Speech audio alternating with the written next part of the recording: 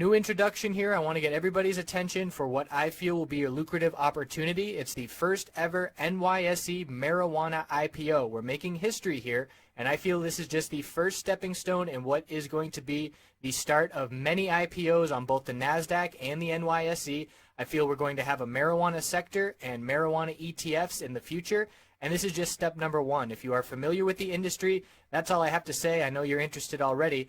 If this is new to you, this is going to be, in my opinion, the greatest financial opportunity in our lifetimes. This has never happened before. We have an established tens of billions dollar industry that the floodgates are going to open. It's becoming more and more legitimate legally, and this is just step number one. So Innovative Industrial Properties is the company. The ticker is IIPR. It is a real estate REIT that invests in medical marijuana facilities.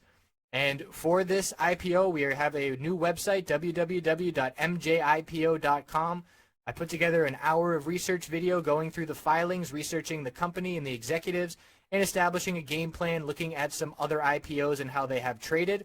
We're going to have a chat room with live Q&A during that day, Tuesday, November 22nd. And we'll also have the live webcam where I'll be showing our charts, going over, pointing out key support and resistance levels, looking at the volume that's coming in. I'm really looking forward to this opportunity. I hope you will join us. Thanks for tuning in. Let's get into the charts.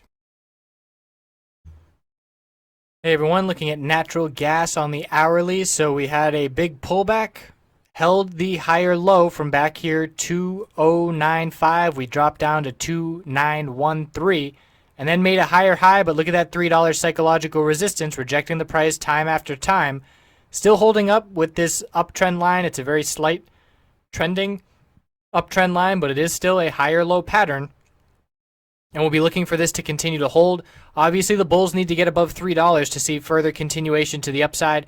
The 4-hour chart, we can see that bulls are holding, but we did just get a bearish MACD cross. The RSI is cooling off after being overbought in the low 70s. So it's going to be a very interesting day tomorrow for natural gas. And that is because we're either going to break this uptrend support line and follow through with that bearish MACD, or head back up and make another attempt at $3. Checking out the daily time frame, we can see we've had this nice bounce. It is a little bit of a bearish reversal candlestick at the top of an uptrend, but I don't really consider this bounce the top of an uptrend at this point. So rather than looking at the shape of the daily candlestick, I would be looking at the trend on the hourly to have more weight in my decision. On the weekly time frame, we can see that upper wick rejecting from that $3 level. So if by the end of this week, if we do close here 295 or lower, it will show weakness. Bulls want to see a really strong close at the end of this week, ideally over $3, to have that follow through from the bullish reversal candlestick last week and to give confidence for the bulls continuing into next week. So here's this support down here at 301 that we pointed out. Look at the resistance. High of this week is 3014. So let's put that line right back there. Previous support now acting as resistance and combining with that psychological level. And it's almost perfect off that chart. So we need that level as support. Ideal scenario for the bulls. We'll see what the inventory report does. And actually with Thanksgiving coming, need to get when that inventory report will be. Just remember that right now so I don't have that information offhand.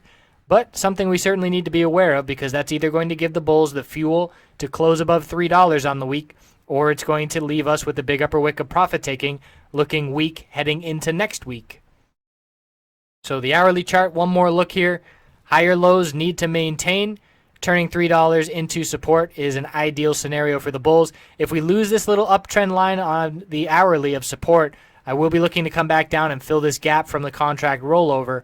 And that was down at 2847. So obviously the bulls really don't want to see us give back these gains that we have on the week.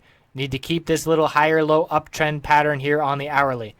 So we'll check back in tomorrow and see how it all plays out. I appreciate you watching. Have a great night.